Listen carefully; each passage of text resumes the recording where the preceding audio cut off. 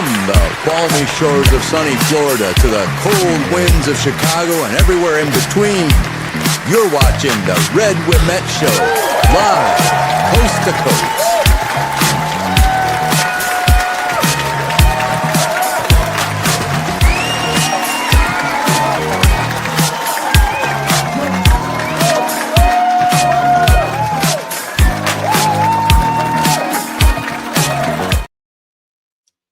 Hello, folks. Today is August 25th, 2025, and I am Red Wemette, and we have our special guest here, Joe Celozzi.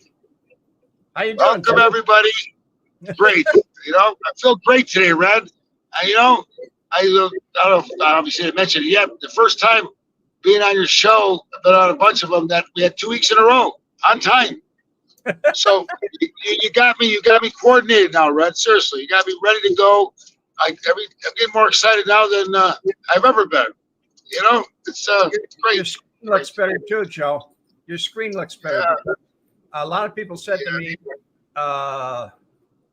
several comments were made that can't you get a wider screen? Yeah. So, you know what? It's true. I heard the same thing. One guy goes, "Were you in bed?" I go, "Why?" It was so dark. It looked like you had your lights off in your bedroom and you were laying down. I go, "Oh, please. Wasn't that bad?" Yeah, it was dark. When I looked at it, I go, "Man, he's right." I said, Red didn't say nothing to me. He would have been, on my ass. Hey, what's wrong with you? What's wrong with you?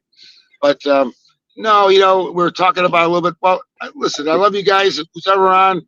It's going to be a great show today. I have some interesting topics again. And I appreciate Red asking me on your show, Red.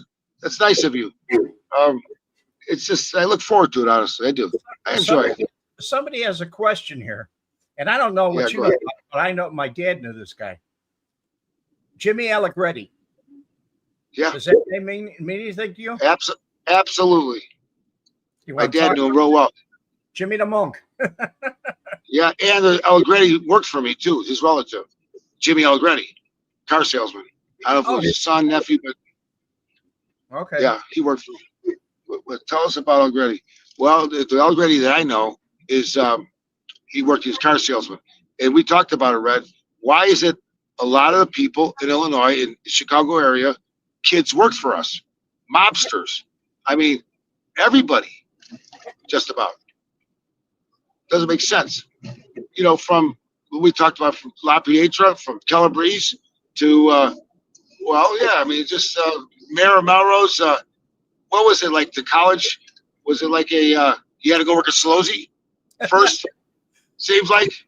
I think it was because they wanted to sell something, and it was easy to go to your dad.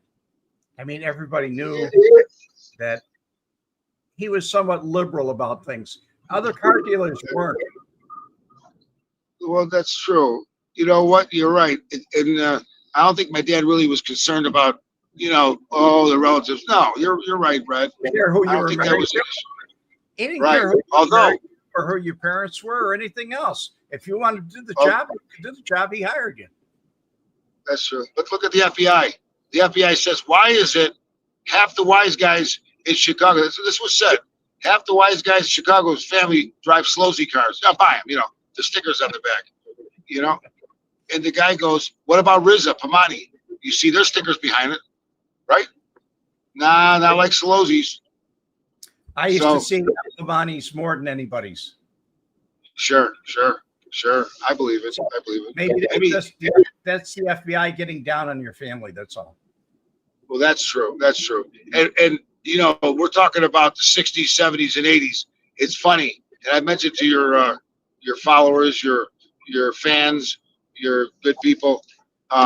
It's why is it, if you look at it, that when you're Italian and you're making it in the business world, if it's a restaurant or of course like my old man, but being on TV made it be that steroids, right?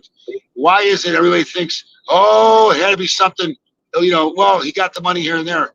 And how many times did I hear that bullshit? I mean, it's so far from, the truth. So, okay, give the devil its due. Let's be honest. When he married the niece, like it or not like it, in the 50s. He comes up to the area. Now you got Sam's brother and all the relatives coming around. You're going to think that, oh, that's Sam helping out. You know, what did the FBI think about Cilantro? They thought that Michael, this is what was told to me, that the Cadillac store, that Michael had something to do with the Cadillac store. Why? Because he bought his cars from there, and he also had a couple. Well, when he brought his car for service, he drove a rental car like you did, a dealer car, right? Well, he obviously, the FBI saw that, and they said, oh, and they actually asked people if they thought there was something going on at the Cadillac store. I mean, all because of a demo. I mean, this is what their perception is. We talked about your dad was high profile. I mean, he went out and did the commercials and everything. He put the brand out there. Anybody that saw a tag, if they're doing a surveillance and they see a tag on the car that says Celozzi Edelson, is saying, oh, one of those, huh? Right. Yeah. When you look at that fucking oh, yeah. You're breaking up on me. But mentioned in there. You're breaking up on me. Let's see. Okay. There you go. You're probably in between. How's it now? You're in. Okay. Yeah. You're probably cell phone tower. Yeah, in a mountain. The place of my son. Yeah. Well, I had my son. He said next to me, and I said I'm going to be running on a show. And I probably should have made it wait. And I said, I don't want to lose my boy, Red. This is my training to be somebody on the show, right, Red? This is like going to college here. You show me all the ins and outs. Keep your mouth shut. Listen to me. Where are you? Oh, jeez. Joe has left us.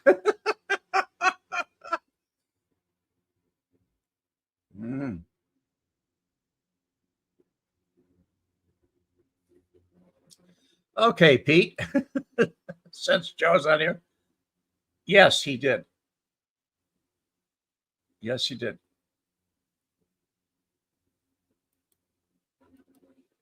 Not anymore. He's gone. He'll be back, I hope. I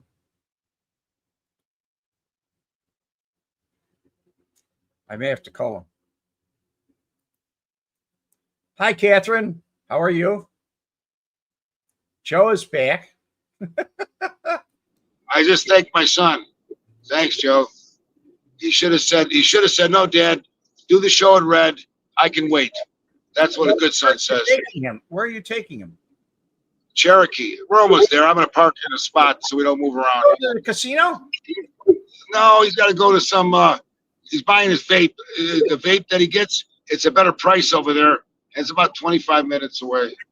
I know where it's at. I told you I got friends that live by there, and I used to go to Cherokee. Yeah, right. They used to live in Whittier, but now they live in Asheville. There you go. Well, getting back to what we're talking about, I think a good subject, when I was, I had a couple, we talked about you and I, family members from New York, right? And when my brother started that movie situation, I had a couple of them call me if I wanted to be on the show to talk about the movie, okay? And, well, I said I've been on the Red show. I call you Red, we met show. They go, yeah, we know. But they're talking about family members of wise guys, of how they act, how society looks at them. Now, I was not a family member, like per se, like somebody that was active. Sam was gone. So it was a little different. These were sons or whatever. And what my reaction was, or how people perceived you as a person.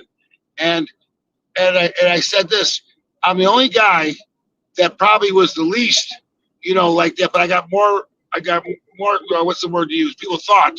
So it was weird. So basically, I got a lot of credit, oh yeah, he's this, he's that. And it wasn't true. So people out there think that. Girls I dated always had the comment of that. So, and Red, how many guys did you hear about, oh, he's a wise guy, but he really wasn't. He's a connected guy. You heard all the time from guys, and you're like, that guy has nothing to do with the mob, right, yeah. Red? How many? You heard that all the time, right? All the time. All the time. That's the biggest fallacy of this business, of that business, where he's not. He's associate, knows somebody. And I said this, Red. The ones that get it the most were the bookmakers. The guys that were paying juice, they had to pay to operate. Those are the guys people said, oh, they're part of their. They weren't. They paid in, but they had nothing to do with them. And and I don't mention any names, but I know a couple guys that had a big bookmaking back in the 60s, 70s, and 80s, and they were just bookmakers. But there was somebody there with the crew. They weren't the crew, but they paid into that whoever was in charge. But they almost got to the point where people thought they were part of it, but they weren't. Okay, nothing to do with it except getting taxed out of their ass for it. That's all. But I mean, Red, did they really do anything for these guys? You would know. Did these people? I mean, back in the day, when you get out of something what you put into it. If somebody invites you to a barbecue or somebody's wedding or something like that, you go, you socialize, then they see you on a different level. They saw me on a different level. Totally. I was level. Frank Pallotta never hung out with those guys. Yeah, that's true. He was just a criminal, that's all. George Wilson has a comment here. He says, another dealership that the outfit members liked was Barron's Lincoln Mercury and Elmwood Park Ford, 1833 North Harlem Avenue in Chicago. Well, as far as Barron's Lincoln Mercury goes, that's where I bought my Lincolns. And Hershey Silver owned it, but the finance manager was Al Bianca. And Al Bianca was Jackie Cerrone's nephew. Yeah. And he did. I couldn't go in there without him letting me know that he was Jackie Cerrone's nephew. And that's how I got my Lincoln. That's how Tony gave me a Lincoln. We went there to straighten out a problem that Al called me on the phone about. I had a problem with Hershey Silver's wife. She was working at TRW Credit. And she was the manager.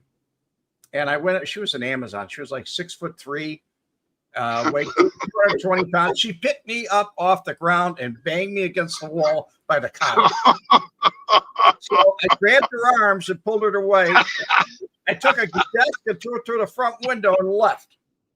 And called the police. Well, Al turns around and says, I can find the guy because he ran the tag, right? They had the tag. Yeah. 3400 3400 easy tag in Illinois. So they ran the tag and he called me. Al calls me up when I got home. I was shopping, did some other things. He said, you hurt somebody today. He asked me, he said, hey, he said, what'd you do today? And it was on a private line. I said, how'd you get this line? I said, I got my ways. And I said, yeah. So anyway, we got into it. And he finally told me, he said, you better come over here and straighten this out. I said, fuck you. I ain't going nowhere. And I just hung up the phone. Tony walks in. I'm pacing the floor, back and forth. I'm pacing the floor. And he said, what's the matter with you? And I said, I got a problem. What? I said, this guy called me up. He's Jackie Cerrone's nephew. He's always dropping Jackie Cerrone's name on me and told me I better go down there and straighten it out. A problem I got. I said, so let's go. We go down there. He goes and talks to the boss. Al gets real red in the face and he looks at me and he says, if I got a problem, I said, I don't know. Ask him.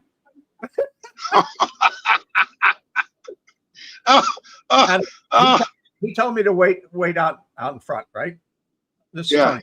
So I'm looking at other cars there, showroom cars. And I had a Mark IV. And I'm looking there and I see this is another year. Boat. Yeah, it was great. It was beautiful. And it was a showroom car. It had everything on it, right? It was loaded. Sure. And so he comes out, and then I go talk to the owner, and I apologize to his wife for him. I did what Tony asked me to do. So we're getting ready to leave, and he said, you like that car? And I said, yeah, it's okay. I got one, though. I got 3 cars. What do I need that one for? And he said, no, do you like it? I said, it's a nice car. And he said, do you like it? And I said, yeah, it's a nice car. He said, you want it? I said, not particularly. Tell me you don't like it. And I said, I like the car. And he said, good. Tells the owner, he says, write it up. And he's got a smile on his face. And he says, oh, we're writing up the car for him. And he wrote up the car. And then Tony turns around when he comes back with the paperwork. Tony scratched his signature. Tony scratched his signature on it and said, put the title in his name.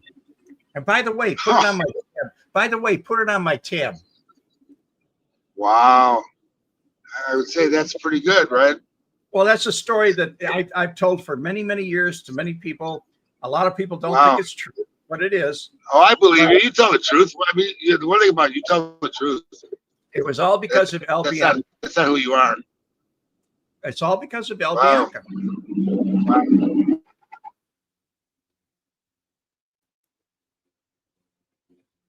Are you there?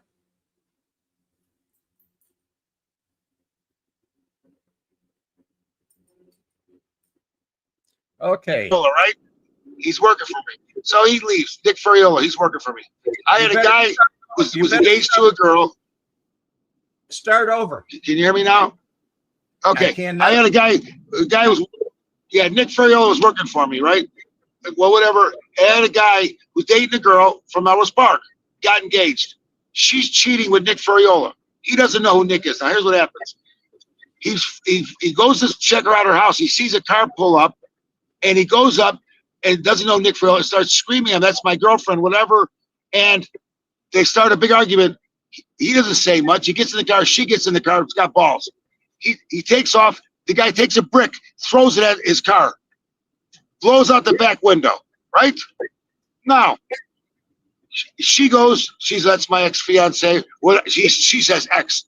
That's my, he goes, they go right to the police station. Now, he knows Jim Mobley. You know Mobley. He had clubs down there. Jimmy Mobley. He's a triplet. He's a twin. And one is a police officer at Elmwood Park. Well, that's his cousin, Jimmy Mobley, that threw the brick. So they go there. Listen to this. Now, it's Joe Nagal's son. This is when Joe Nagal was the boss. He calls his cousin. He goes, wait a minute, that's my cousin. Calls him. And now he goes, did you just get in an argument with somebody? He says, cousin. He goes, you're not my cousin. He said, you damaged this guy's car, and you got a problem. And he goes, and you don't even know who this is. So he goes to a different room and calls you, that's Joe Nagal's son, you idiot. Now Joe Nagal's son didn't say nothing, didn't threaten. He goes, you're going to get yourself killed. You got to take care of this, is damage. He goes, she, my girl, my fiancée. He goes, I don't give a fuck about her. Forget about her right now. They're in my office over here. So he comes back and he goes, well, the window's this. He goes, I want $1,500. Now, he goes, okay. He goes back, you got to pay $1,500. Tell him to meet me at Celozzi at Friday, and I'll give him the money, right? So he's waiting for him. Guy pulls up. Two guys walk out. Go to the showroom looking for Jim. He's waiting for him. Sits down. He says, you had a problem. You got the check. Yeah, I want to apologize. Well, so they go get Nick. Nick's in the car. They walk him back in there. Now there's Nick and two guys. I wouldn't say they're bodyguards. Just two fucking jamoos. And he shakes his hand, apologizes to him. I'm very sorry I broke your window. He goes, I got rid of the girl. He said, I want nothing to do with her. He said, I didn't know that was your fiancée. She says you broke it up.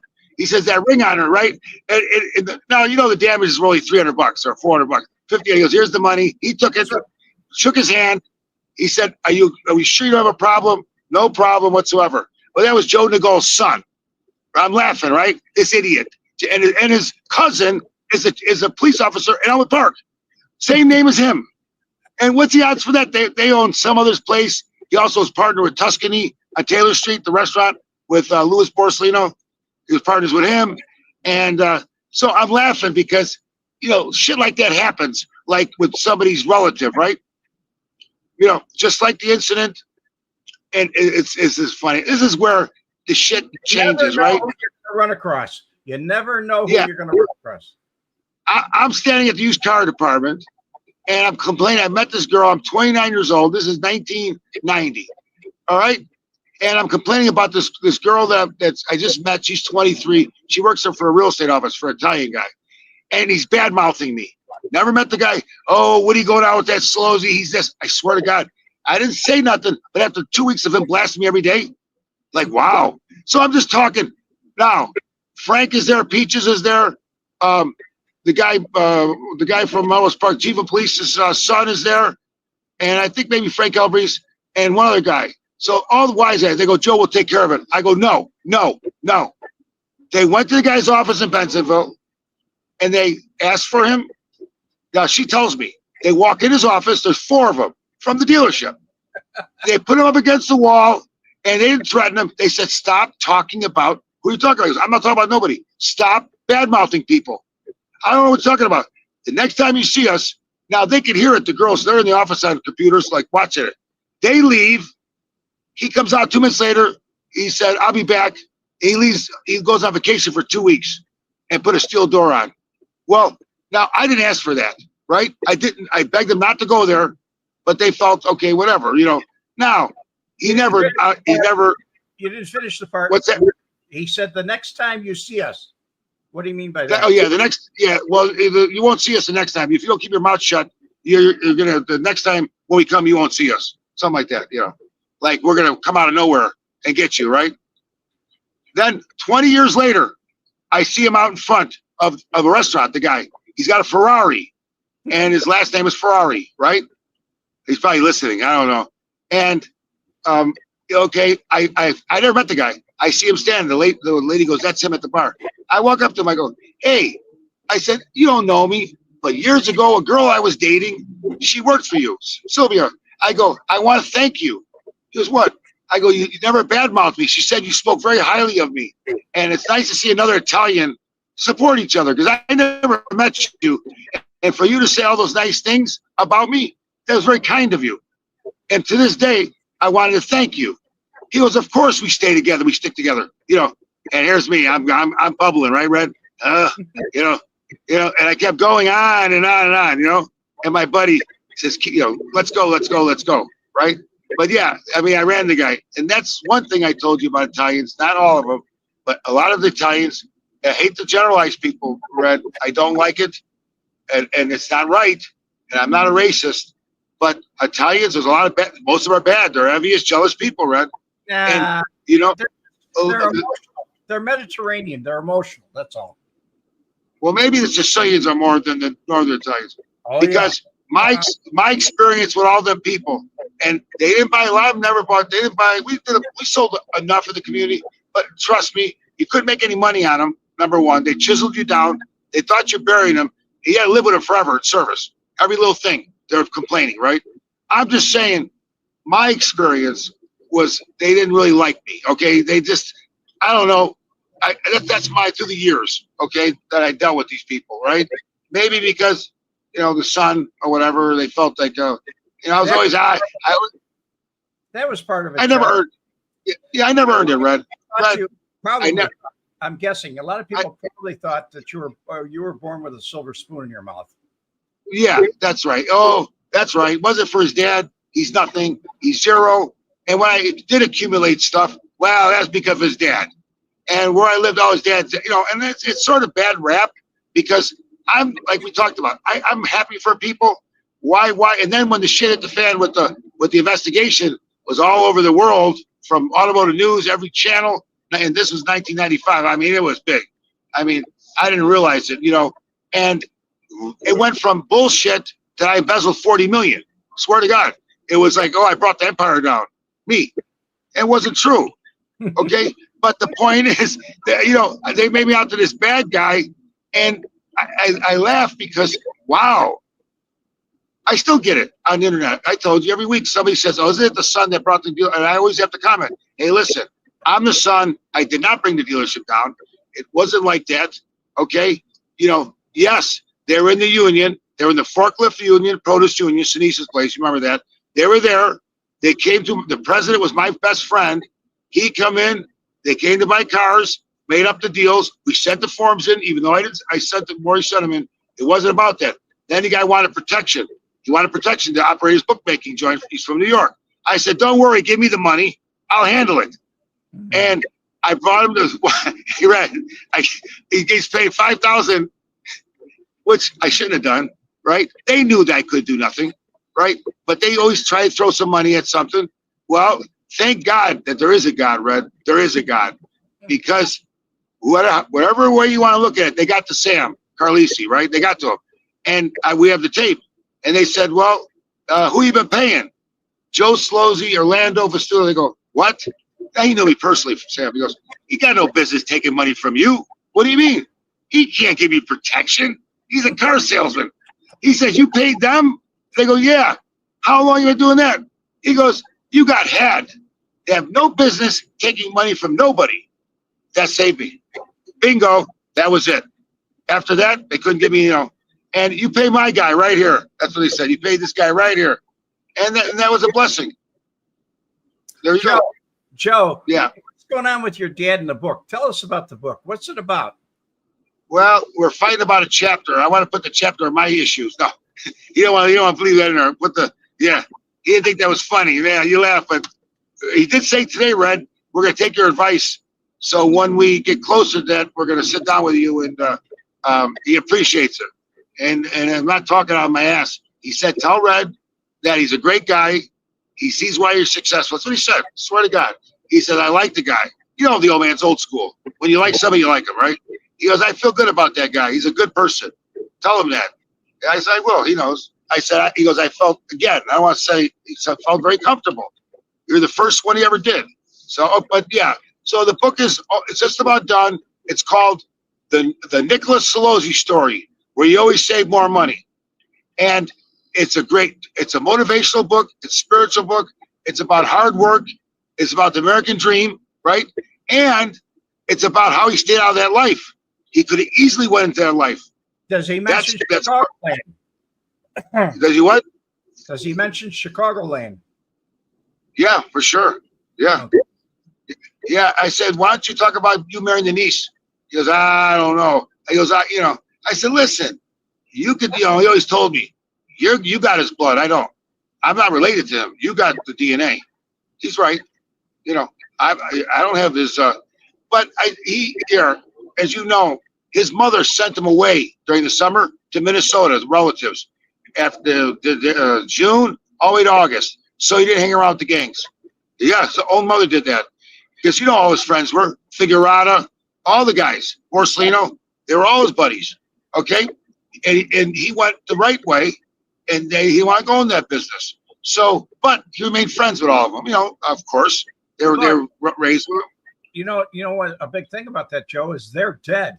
He's alive. That's true. That's true. And you know what he said, Joe? There's no way out, death or jail. He said, I don't want that. And those guys told me, Red, it's in the book. My dad was tough when he was in high school, young guy. He fought, boxer. Nobody pushed him around. He said, your dad was a tough guy. And back in the day, Red, he's older than you. When you fought, you got in a circle. The two guys fought fair, and whoever gave up, you shook hands and you made peace. That's how you fought. When I was a kid. That's the way it was when I was a kid. Okay, so So there wasn't knives. So he didn't like the idea of that business. Now he just didn't like it. He saw what it did to the guys. Guys got deported, jail. That he just didn't feel that was the way to go. He said, he had more worth. Remember, he didn't know what to do. He was a bricklayer, door-to-door salesman, and then he went in the car business. But he said it just wasn't for him. But if his mother let him stay the summers when he was 12, 13, 14, who knows? He said, Joe, I don't know.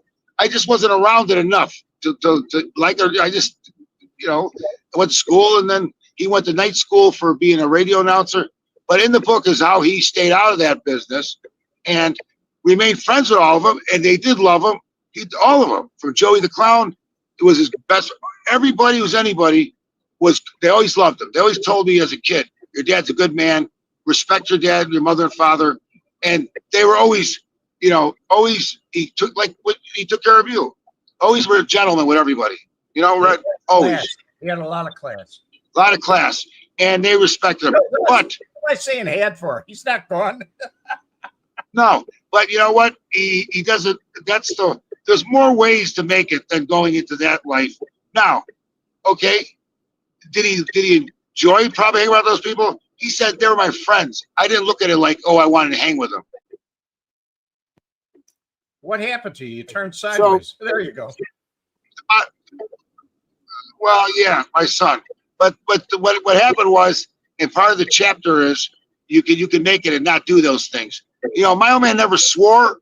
I never heard him swear, and I never heard him like. You know, I heard some stories about what my aunt told me. His sister said that your dad was mean. He said all the guys at school that I went on a date with, they were very afraid of her because my dad used to tell them. I told this before on your show. She says, you pick her up right now, she's smiling. I want her home in 2 hours smiling. Same way. The same way you pick her up, the same way you bring her home. Right? So, and he fought. And he was tough, but he didn't cause problems. You know, he never, you know, he says, I wasn't like that. You know, I didn't want to steal. He didn't like to gamble because he didn't like to lose. Right, Red? He wasn't a gambler. He didn't like to lose. And you know, Red, most of those bosses are big gamblers. A lot of them are. Like, look at Gotti was a big gambler. A lot of these bosses. Even on the lower end, Joe, people in that life like to gamble. Why is that, do you think? It's a risky life. It's a very risky life. You know, I know this, Red. Did you really have to be Italian? I know you have to be Italian to be made, but there were guys that weren't Italian or half Italian. They were part of the organization, right? Right, basically. Yes. Or no? No. So they're not part of it. There were people that were German, Irish. Okay. I had a Albanian. guy. He was a collector. His name was Dick Hoyt, Hoytt, and Dick was German. He wasn't Italian. Big guy, huge guy. He could pick me up with one hand. Just put me down. He was a big guy. Yeah. Yeah, that's the biggest fallacy. People say, well, you have to be Italian. It wasn't true because a lot of the organization people that weren't, maybe 20% weren't, I don't know.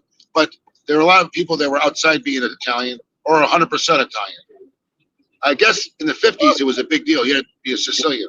Not really. You know what it was? No. It was New York and Chicago were completely different. Chicago, you're not going to get up to the top, you know, by being, then again, you might. What's his name? Who's the Greek guy? Gussie Alex. He wasn't Italian. Yeah. Look where he went. He was up there. Wasn't made, but he was up there. Yeah. Yeah. Somebody asked me once, Red, maybe you can answer this. When you look at the organization, did they look at it that way? Like the boss knew it? He knew his underboss. Did he know who the captains were of each crew and the under captains and all the? So did they really know? No. Yeah, they know. They did. Okay, they knew. Okay, all right, they knew. To know. They want to know what they're in charge of. Okay. They want to know the guy that's in charge of them. They're connected. Yeah. Somebody asked me too, maybe you know this. Did they have crews on, Red, through the years, the last 50 years of the organization? Was it every 10, 15 years a crew started, a new crew? No. Was that true? There was no time set on it. Okay, so I mean, originally it was what, 3 or 4 crews, and then by the 60s there was a couple more from the county, and then DuPage, right? And then you had the original Grand Avenue, Cicero, Chinatown, the South Side, but then there was by the 70s, early 80s, there was 4 more crews, right? Yes. Yeah, they weren't crews in the 50s or 60s, but they were by the time we got in the 70s, right? Yes. Okay. So yeah, so when you and I talked, there was 7 crews, 8 crews maybe, and because I remember that one picture. Did you see it? They had Joey the Clown and Ricardo Ayupa, and that's wasn't Sam Carlisi a driver? You're breaking up, Joe. I thought Sam was Ayupa's driver. Sam Carlisi.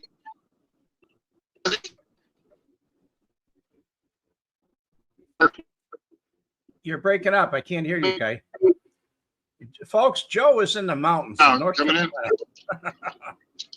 Yep. Yeah, you're getting better now. Was Sam Carlisi the driver at Ayupa? Was Sam Carlisi the wrong way. What? Was Sam Carlisi? Was Sam Carlisi Ayupa's driver? Did he drive for Ayupa? I really don't remember. That was the wrong way, dude. 58 miles. Wow. You're supposed to watch that. You went 15 miles out Wow. your way. Yeah. My son, I go, it's an hour drive. We're still an hour, 50 minutes away. I've been driving a half hour. I go, oh, wow. He's not paying attention. That's okay. That's on him. I can't. There's nothing I can do about it. He's not driving. You are. Yeah. Say hello, Joe. Here, Joe. Put your face. There's my son, Joe. This is my youngest son. He's 24 going on. What are you going on? 25. No. Going on 30. Yeah. He's starting his own little new life now at 24. So he's going to get it together finally. He's all happy. So he's excited about life. He wanted to be a wise guy. He said he wished that the business was still around. No, joking, And there's no want to be a wise guy. Who wants to be a wise guy? I don't think you decide you want to be a wise guy one day, do you? No. I didn't. You get pulled into it. You did. Well, I guess the way they did it in the 50s and 40s, they were looking for young guys to come up, and whoever was the earner, You had to be an I earner. don't think it was. I think it changed through the years. It did. It changed, but you had to be an earner. It didn't mean in Chicago. Al Capone said he started out with people and said, "That's why I'm going to call it the outfit because it's not the mafia." And that's it. Chicago was not the mafia. Yeah, well, it wasn't. No, so you didn't have to. Well, that's true. So Chicago and New York is different as far as. Very much. Always has been. Yeah. So. Yeah, I think we talked about it. I just think in the 80s it faded away. I don't think they had the grip it once had. Maybe I'm too young. I'm speculating, but just my feelings about it. I don't know. Chicago had its grip long after New York lost their grip, because that's true, right? Gotti went to prison when Chicago was still strong. Yeah. Who was the guy they murdered? Paul Castellano. Castellano. That was in the Castellano. 80s. That was in the 80s. 86 was it? I believe it was. Yeah. Sean Nolte. Better late than never. Again. And the Celozzi. Hi, Sean. How you I doing? apologize. Hey, Sean. I apologize. It's like I should never have. We're going to be home in 2 minutes. Been driving so long. It's just that I said to watch the road. He didn't watch the road, and that's okay. What are you it's all okay. Are you on an interstate? Yeah, we're in the mountains. We're like the Deliverance movie, Deliverance of Burt Reynolds. That's where we're at. Yeah, and actually we live far from there where that river is at. Chattahoochee. Yeah. But getting back to we talked about it. 2003, right after Family Secrets, it was over. After Family Secrets, that was over. That was 2007. Yeah, but that's when that's the last that broke the camel's back, right? Oh yeah. That was it. I mean, well, they tried to get it back. Big Al, Big Sarno, remember Cicero? They tried, and they all went. That didn't work. They had no structure. They had no structure. That's right. They said they needed a blessing from Sally D, which wasn't true. I doubt that happened. He wasn't giving any blessings out. If they needed it, he wasn't doing it because he was like, "I quit. I'm out of this. I'm not going back to prison and die there." He already been to prison. I don't want to go back there. Yeah, and I think a lot of people don't know this, but most of those guys lived week to week, right? A lot of those guys lived week to week. They didn't have the money. People think they had, the bosses did, but a lot of the other guys, they were most of them were busted out. They spent it, Joe. They spent it, right? That's true. That's true. I mean, they spent the money. I mean, when the whole theory was making the money, not spending it, right? Keeping a low profile. Well, as new people came in, that theory was gone. They wanted to have although Carlo had that big house in the 50s, which I thought was really weird, that big home. They spent $100,000 on it. They were very surprised that he did that. That really stood out. It made the news. Were you surprised he did that? Yeah, for him to do that? Yeah, I wonder why though. That wasn't like him. He was always complaining about Giancana with his Villa Venice and extravagances that he had, but he went out and bought that home in River Forest. Yeah, so anyway, yeah. And then H is asking, Joe, I got an RV. I go camping in North Carolina a lot. Whereabouts are you located? all right. Well, okay. Here's how. Okay, Asheville, North Carolina is in the middle. You got the mountains around it. So Asheville, Candler, Canton, it's beautiful. You got the big. There's a million camping places. It's the camping mecca of the world. It's beautiful, up high. And if you want, you come and see me. You can stay by my house for a couple of nights. We'll have the Red Room, it's called. There'll be a discount room for all Reds fans. They pay nothing. And I'll show movies of Sam Giancana over and over and over in the same movie.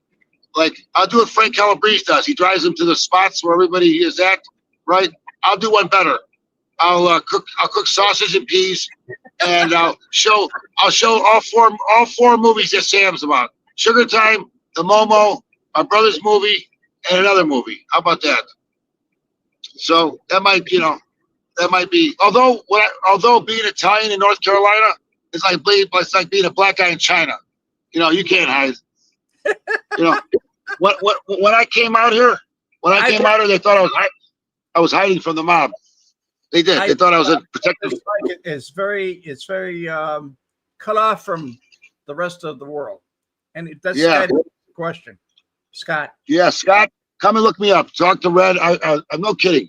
Any of Red's fans, any of his I call them like your constituents, because they got like you got like a savant over them or something to spell, because they're loyal to you. They are. I mean, they'll go. Were you on the interstate? Yeah, I'm off it now. Yeah, but what one were you on? I-25? Here? Yeah. No, but I know you're talking about. No, not I-25. I was on. What am I on? I'm on 40. That was I-40. Okay. 40. Yeah. You know what, Red? Though, honestly, and we talked about. The reason I love your show so much is your people are interested in what you say. Your bedtime stories, that tickled me to death when I saw that. It did. I never heard any bedtime stories. I thought I was falling asleep watching you. I went to bed. I laid in my bed and watched you tell me a story. Swear to God, it was so ridiculous. You had me in that mode. You did it at night, same time all the time, right? And guess what? I liked it. And your stories are real. If anybody thinks you don't tell the truth, let me tell you what. I didn't know you at the beginning. I said, this guy can't have all these stories. He's got to be delusional. And when I listen to you, I go, he's right. I go, what the fuck? I said, and you're right all the time, right? I mean, these guys can test you. Oh, you're not fact check you. You're right, because you tell what you know. Period. And if you wanted to, not that you would, but you could make up. I mean, you could really go off for years if you wanted to make up stories because you're around it. That's what I enjoy about you. There's some I never talked about, Joe. Oh, I'm sure you can't. Yeah. I there's something about you, Red. You got that X factor, and even the old man saw it. He says, people watch that guy's show. I go, well, what, just figure it out? He goes, no, but they saw the show. They go, oh, he's pretty popular. I said, he's got that niche. Wherever he is, those people follow him. Plus, he was in the thing. The same people he knows. I said, and honestly, what he talked about you before I met him. You were a gentleman and all that on the show in Vegas. And I go, yeah, I should play it for you. I said, the guy was nothing but Mr. Celozzi. He's a legend, this and that. I said, he spoke very highly of you. He goes, yeah, before he even came on the show. He goes, yeah. I go, yeah. So he's that guy. I love him, guy. He's like I get kicked out of him. I spoke well of him when I was living in Chicago in 1988, 1987, 1986. If I had some kind of contact with somebody, any kind of contact, and that I was treated well, it was part of my life, so I talk about it. That's it. You were spot on. You were spot on about that story. I mean, you were exactly, that's exactly how he is. So, I mean, I wasn't there, of course, because I don't know where I was that year. But yeah, that you were spot on. And for what you did and how you did it, I don't think I could have. I would have been fucking with the German. That crazy fuck. You know what? He was hiding out by my buddy's house, Joe Necca, that owned the Galaxy bookstore, when they were coming down. He was at his house for a while before they caught him. And I'm going, what the hell? I mean, he wasn't a nice guy. I mean, when you looked at him, he looked like he was disturbed. Like, you know, I think he loved being who he was. In a way, he had an attitude ever since he was a kid. I mean, he had and the attitude was he was tough and he liked to kill people. Yeah, he did. He enjoyed it, for sure. So he was actually a worse killer than Tony was. Tony wasn't. They would call him to go do a job. Yeah. You know, and I always wondered. You straightened me out on that. I always thought he was with Ayupa, but no, he was not. See, I didn't know. He was with Tony. I didn't know. He was with Tony also. He did the scene. What about Harry Allman? What about Harry Allman? He was part of the Wild Bunch. That had nothing to do with him. Okay. Nothing to do with him. Okay. What about Tony Borsellino? Wild Bunch. I don't really know that much about him. I really don't. Yeah, he was the one that Jack Cerrone used him and his buddy to kill the 8 guys that robbed Ricardo's house. And then he got whacked. They were part of the Wild Bunch, and the Wild Bunch really didn't belong to anybody. No. There you go. That's right. You're 100% right. And that's they were like. That's why they call it the Wild Bunch. Okay, that's true. Now, was Joey the Clown in charge of those guys? No, but he could call them. That's right. That's what I thought. Yeah. You know what? And I'm laughing because as you tell stories, you remind me of stuff. You know, you do. You remind me of situations. And when my old man had the restaurant and he's leasing it out in Elmhurst, and he told them Patsy DiCostanza was leasing it. He was the president of the Barber Union, right? And his son was Frankie D. He was a bookmaker, right? Sort of big time bookmaker. And my dad said, do not gamble there. I don't want to book it out there. Well, after about 4 months, he saw the checks getting cashed there, Red. 500, 1,000, 250. This is in the early 80s. He goes, that's it, you're done. He closed it. He just said, you can't have that there, you know?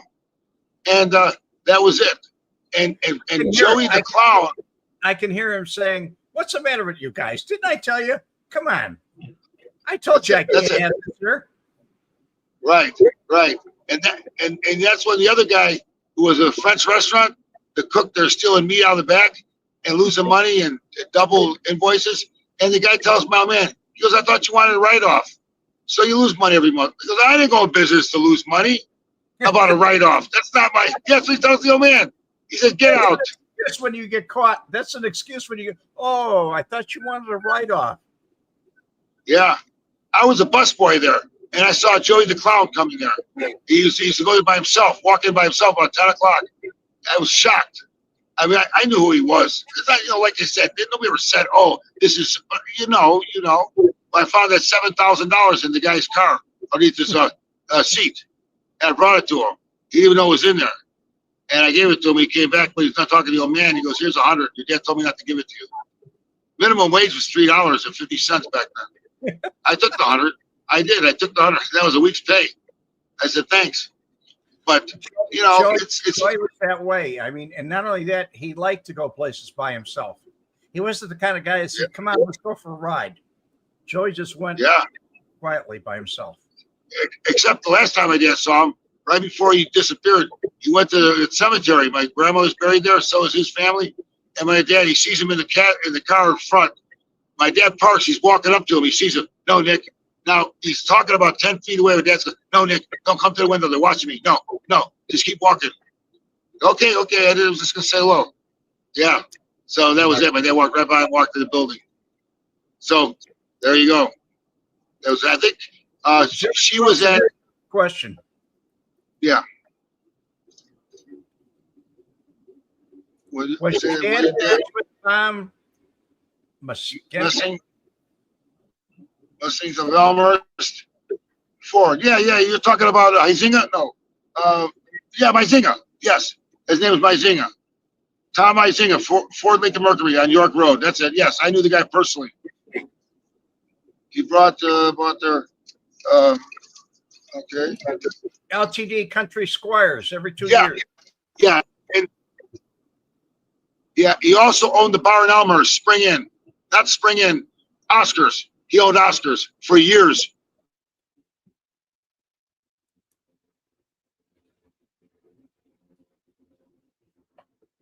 Joe, you're frozen in time.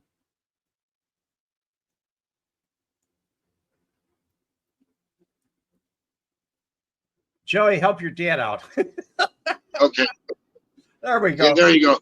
And I told you what they said when the old man went business. That being Italian, you were considered a successful Italian guy in the 50s, 60s, 70s, 80s. You were a wise guy, connected for sure. For some reason, they thought that. And then of course, when you go to the restaurants, you sit with them. You're back on the road. Tell your son to watch the road for you. Tell your son to watch. Yeah, well, yeah, we should have been home already. I've been driving for an hour and a half nowhere. We're still an hour away. Oh, I tell you, it's okay. Yeah, you little excitement, Red. You little excitement. But remember, Red, in about a month, we're going to sit down with the old man, and you're going to help us tell us how to get this book. Is when I told the old man what you said, he loved it. And he goes, "See, I told you, Red's a good guy. He knows. Red knows." I go, "Yeah." He's going to give me advice. Joe, I'm just trying to be helpful. That's all. Well, he liked that. You don't have to, Red. You didn't have to do that. That's kind of you. You know what I mean? Really, the old man said it. He goes, Red didn't have to help give us advice. That's nice of him to do that. Really. Yeah. Then the old man goes, "See, I told you he's a great guy." I go, "I know, Dad. He's attached to you now for some reason." The old man is funny about people. When he likes somebody, he likes somebody. That's how he is. I said, he goes, "Whatever Red needs." I'm the same way, Joe. If I like somebody, I like them. If I don't like them, I stay away from them, period. Well, yeah. He goes, he liked the idea. Again, he says, "I'll come on that show anytime he wants. Next week, if you want, like Labor Day, if you're going to be there, I'm going to be in town over there." He said he'll go on the show with me. No problem. Him and I. We'll have a better camera position this time, not like last time. Yeah. So, it's like there's going to be room for both of you. No. He said, "Tell Red anytime, if he can do it, if you can have the time to put him on there, he'll do it." He loved it. He did. He loved it because he didn't know what to expect, Red. He didn't. And now he can open up a little more. You want to do another show with him? Well, of course, next week.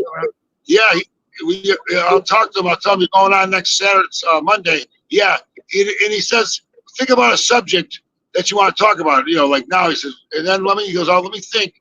If what Red would like to talk with me, like my car business or whatever. The book, maybe Nikki's movie. Find out." It's funny. I told him about Ricardo, but you said about that they have Ricardo's character in that movie, and Johnny Roselli is a big part of the movie. I said, "Yeah, Red said." He goes, "I don't know how he knows," and I go, "He's right because Ricardo probably knew more than whatever, and Johnny Roselli was in Texas, and I think he was whatever how it went." So the bottom line, I think it's going to be very, very good, and I think you hit it right on the head again. And I don't want to say you know everything because you don't. You know a lot, but when it comes to this, you seem to have it down to a science, and it's going to be the closest thing. Our brother said the closest thing as far as what we heard, facts, and the last few years, Red, some more information's come out. Okay, it's come out, right? So I think it's going to be pretty good because I didn't know, Red, about there in Texas. Oh, and you told me this, that there was two other that they canceled. He was supposed to come out. JFK, they did not because they heard whatever reason why he didn't show up for whatever. But there was talk about there could be a problem. There you go. So they knew something was up, and everybody knows CIA is involved somehow. So they're, I don't know, but I think it's great timing. I think it's good timing too. I mean, what do you think when you heard about the new movie? You've seen all these movies. You hear about all these people's perspectives. What's your opinion about, Sam? Now, I think it's great timing, and I have my own opinions about Sam. Right. A lot of people ask about I hear different people asking about why. Why didn't he get his old territory back? Why didn't this happen? Why didn't he get along with everybody? Why was he assassinated? There was a lot of reasons. There was a lot of reasons. So it was, it had a lot to do with a lot of things. And those, we know two things. The government, the government putting pressure on him and Roselli and asking them questions about things that they didn't really want to talk about. That was rough. And he went to Cook County Jail. They didn't even have the MCC back then, but he went there for the what was it? He wouldn't talk. Yeah, well, he took the Fifth Amendment, but he had immunity, and so it was contempt of court. That's right. Until that grand jury stopped meeting, which was like 18 months. That's correct. Yeah. In Cook County Jail. Yeah. Which, I mean, I'm sure he couldn't. Red, he couldn't go back after he got out. He had to go home. To wait to go.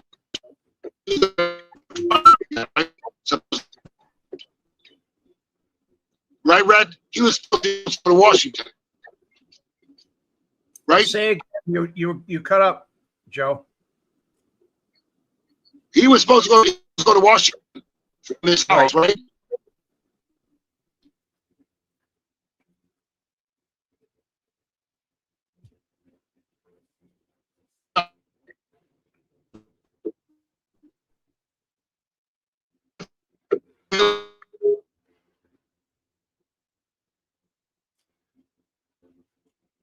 Joe.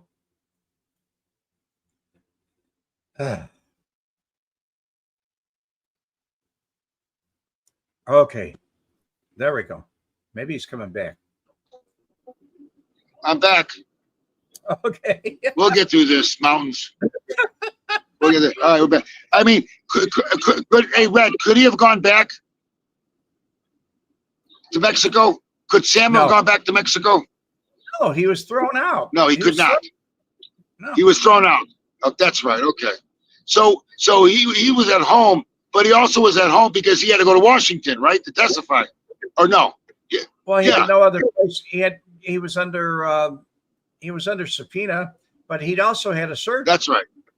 So I mean, that's our stomach, right? That's correct. I believe he had his gallbladder. Which is that's right. No, you're right. That's exactly right. And you know, he had surgery twice before. He came through Arizona. You know, he was back a few times. You know that, right? He came back and forth a few times quietly. I was told it was Texas. He went to Texas. No, you're right. You're right. It's Texas. You're right. It was Texas. But this time around, if Ricardo thought he was going to talk, I don't know. Would he have talked? Who knows? I don't know. It's a good question. Was he out of money? No. Because when they shot him, he had $1,500 in his pocket. Yeah, but he had all the money from the casinos in Iran. So I don't know what happened to his personal money. I mean, people ask, did Tony die broke? Yeah. You know, you'd have to ask his wife. I think he died with $1.50, something like that. She wasn't. I don't know her, like you said. I don't know her personal finances, but I know what he owned. Well, what he talked about. But was it true that he left his wallet and his jewelry at his house that night? I don't know if that was said once. I read about it that he told his wife he left. That was Michael. That wasn't. Yeah. That wasn't me. I'm sorry, Michael. He told his wife he left it in his room. He said, "If I'll get back before 7." We talked about it. And I would keep bringing it up to you, not that you have, like, I'm looking for an answer, but maybe you might. I don't understand. Okay, there's two things. One was they were planning to get rid of both of them. That was number one. Number two was he went because he had a problem that Tony was going to try to mull over the problem, and I'm sure they didn't think they were going to get killed. Positively, I know that. I mean, you're not going to walk yourself into the fire. But you said sometimes you don't have a choice. Maybe he did. I don't know. Tony would have gone. Michael wouldn't have. If Michael knew it was sure that they were going to be killed, he wouldn't have gone. But Tony would have gone. He had no other way to go. I mean, he just had heart surgery. What was he going to do? That's true. Would they have gotten Michael later if they got Tony? Would have they got Michael later on after that or no? I don't think so. I don't think so. Yeah, and I know that Joe Nagel didn't like him, Michael. Like you were right about the stuff that he was causing, the problems. That was true. That was true because I heard it from the horse's mouth. So, you know, when he was told to stop going to Hoagie's with my dad a year before that. He said, don't go to dinner. Just stay out of there. He goes, why? Just stay out of there. You know, he didn't say why. Just stay out of there. And I heard that Michael got slapped in the face at a restaurant from Joe Nagel. I don't know if that's true, but supposedly he did. It's true. It was true. Now, when that happened, wouldn't Tony have a problem with that? That they got slapped like that? I don't know. No. If he went to if he would have gone to his brother complaining about that, which he might have, I don't think he did though. Yeah, right. If he'd have gone to his brother probably would have said, "Ain't nothing I can do about that." Yeah, right. That's true. And you said something interesting that I was around then when he had a problem with the credit card stuff. Michael did, and it was in the paper about some scam he had with Visa. Credit card. He went to lean on him. Is that true? And they were undercover FBI agents. And he went to expose with his brother Vic. Yeah. There you go. Okay. I remember that. I remember when he got indicted. Yeah, and I was like, whoa. Brother's place. That was. Yeah. Did you ever go to Hoagie's? No, never went there. No. Yeah, I had my engagement party where there would be heat. I didn't want to cause them problems. They didn't want to cause me problems. So yeah, it was true that the phones were bugged there. Because he told me not to use the phones there. I don't know. When I was there, they said the phones are bugged there. He said, "Don't talk on the phones." Not that I would have, but I used to, when we talked. I used to see Michael occasionally over at the Bird's Nest or by Billy Kent's place, but he was with Sullick or he was with somebody else. The guys used to meet there. Wemette used to go there. Yeah. I didn't realize that Michael. I found out years later. Michael wasn't not that it means anything. I'm just telling you what the vibe was because we're talking 30 years, 40 years later. I didn't know that Michael wasn't well liked. Okay, and I don't know why he wasn't well liked, but that's what I heard. He wasn't well liked. Now I don't like him for what he did to me. Tells the old man bagged me. That's different. That's personal.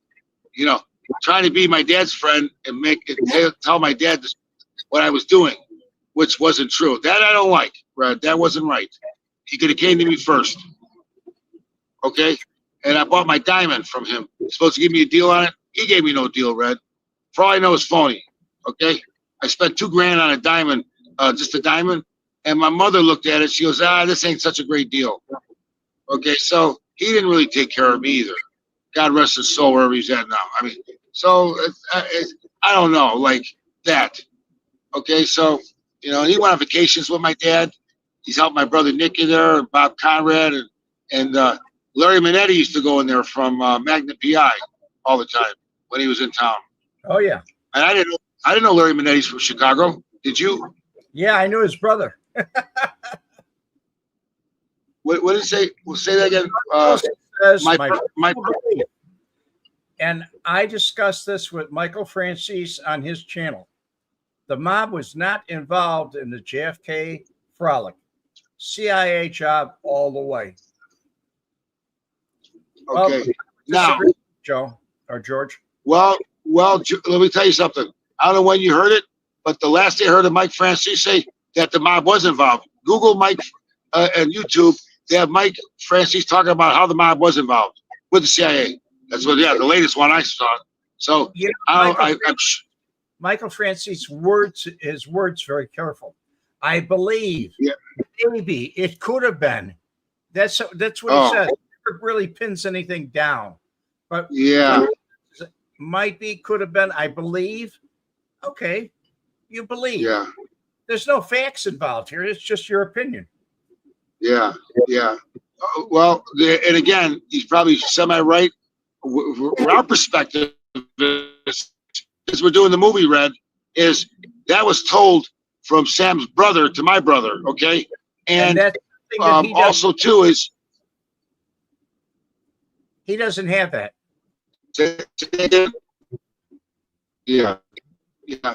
And another thing, Red, when you see records and you get whatever they had and whatever opinion they had back then, it looks like something could have happened. Why is Ruby talking this and why is Oswald? And that's all. When you see them all back and forth. And after he got shot, Sam left and went to Ricardo's house. Not that it meant anything. I'm just saying, okay? And he made a couple comments. And what about the guy on his deathbed in New York? Remember New Orleans guy? The lawyer? He told his lawyer, he said, we got the wrong guy. Remember? On his deathbed. I forgot. Did they have it? Right. He says, and what about that girl in New Orleans said that a week before JFK that the president's going to get murdered, shot? She said it. Fact. So I'm just saying that there's a lot of, and with the CIA and Fidel Castro and then him, executive order, him not bringing Vietnam in, there's so many different things with him and the CIA. He had the same worst problem with the CIA that he had with the organized crime, Bobby. So there was a lot of shit going on. And they hated the Kennedys. The CIA hated them, and so did Hoover. So if anything, the CIA was involved at some point because they used Sam and Roselli to get Fidel Castro. Let's say goodbye to each other and let's. Okay. Okay. All right. Next week on a computer with my dad. I'll send you an email or we'll talk and we'll get it straight out. Meantime, folks. All right. Thank you. Sorry about. Thanks again, Red. You're the best. And as I told you many times, when I come back in my next life, I'm coming back as you. Remember that. God bless you. And God bless everyone. Yeah, thank you so much. Appreciate you. Thank you. You're the best. The combination of the videotapes and Wemette's testimony resulted in the conviction of 2 men on extortion charges. One of them was Frank Schweiz, known in syndicate circles as the German, a feared mob terrorist and a suspect in a number of gangland murders. He was described to me by other outfit individuals as the most feared hitman. And as he said to me, my reputation precedes me, son.